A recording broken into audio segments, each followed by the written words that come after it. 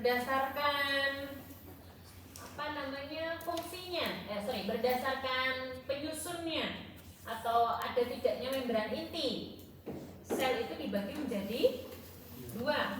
Ada yang punya membran inti, ada yang nggak punya membran inti. Klasifikasinya terdiri dari ada sel prokariot dan sel eukariotik. Kalau yang prokariot yang seperti apa, Nak? Satu, dia tidak punya inti sel. Dia tidak punya inti sel. Dia tidak punya membran inti. Punyanya yang menyerupai membran inti atau disebut dengan pseudo membran inti. Tapi apakah itu sudah disebut membran inti? Belum. Namanya masih pseudo membran inti. Berikutnya, prokariotik biasanya ukurannya lebih kecil. Lebih kecil. Bentuknya sederhana. Karena dia tidak punya membran inti, maka organelanya itu melayang-layang di dalam sitoplasmanya. Sehingga seolah-olah dia seperti tidak memiliki organela. Tapi ada deh satu organ, 2-3 organ yang menyerupai organela. Cuma karena tidak ada sistem endomembran, dia melayang-layang bebas. Disebut dengan pseudo organela. Menyerupai organela, hanya menyerupai, tapi bukan organela. Ada satu lagi, DNA-nya terdiri dari DNA sirkuler. Apa itu maksudnya sirkuler? Lingkaran ya, lingkaran. Beda dengan sel-sel eukariotik. Kalau sel-sel eukariotik dari struktur tentu lebih kompleks. Dia punya inti sel, dia punya membran sel, dia punya organela sel, dan juga dia punya apa ini namanya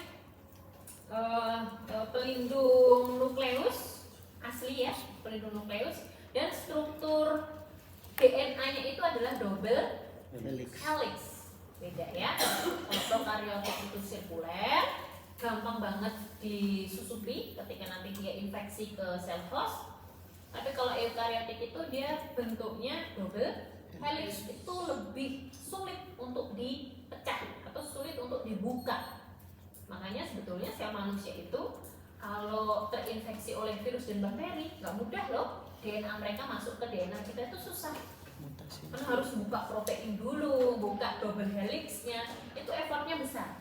Dibandingkan kalian membuat rekayasa genetika dengan menyisipkan suatu gen ke dalam sel-sel prokariot, itu lebih mudah karena hanya tinggal buka sirkulernya, sisipkan, jadi.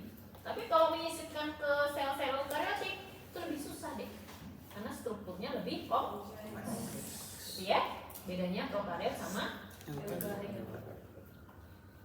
Sel hewan sama sel tumbuhan, bedanya di apa? Membran dinding selnya. Kalau pada sel hewan ada dinding sel, kalau pada kalau pada tumbuhan ada dinding sel, kalau pada sel hewan tidak ada ya, langsung ke membran sel. Jadi dari segi struktur sel tumbuhan lebih rigid, lebih apa lagi? Kokoh. Rigid, kokoh ya bahasanya, lebih kokoh dibandingkan pada sel hewan. Oke. Kalau pada sel bakteri prokariot, satu sel saja dia sudah bisa menjalankan fungsi kehidupan. Tapi kalau pada sel eukariotik, sel manusia, sel hewan maupun tumbuhan, satu sel apakah sudah bisa menjalankan fungsi kehidupan? Tidak. Belum. Ya, satu sel nggak bisa sendiri tumbuh kembang sendiri, nggak bisa. Dia harus menjalankan fungsi yang sama dengan sel-sel yang lain untuk membentuk jaringan. Jaringan bekerja sama membentuk organ. Organ bekerja sama membentuk sistem organ. Nah, sistem organ inilah yang disebut dengan organisme. Sampai di sini, ya. Terus kita flashback lagi tadi ke biokimia komponen molekuler sel.